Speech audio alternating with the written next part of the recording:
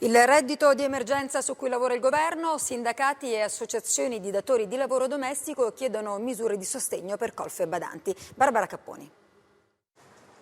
Una categoria di lavoratori fortemente penalizzata dall'emergenza coronavirus e ancora in attesa di misure, colf e badanti. In Italia ce ne sono 2 milioni, di cui solo 860.000 con contratto di lavoro regolare e rappresentano l'1,2% del PIL italiano. Poi ci sono tutti i collaboratori domestici in nero e quelli senza permesso di soggiorno, circa 200.000.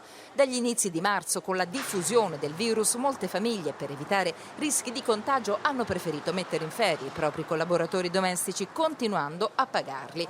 Ora però hanno cominciato a licenziare. Nei primi 15 giorni di aprile i licenziamenti sono aumentati del 30%. Da qui la richiesta unanime di sindacati e associazioni dei datori di lavoro alla ministra Catalfo di includere i lavoratori domestici tra i destinatari della cassa integrazione in deroga e prevedere anche misure di supporto alle famiglie in cui lavorano. Nel nuovo decreto a cui sta lavorando il governo, 1,5 miliardi dovrebbe andare al reddito di emergenza e in tale ambito si valuta la richiesta di erogare un bonus tra 200 e 400 euro proprio per colf e badanti in base all'orario di lavoro svolto.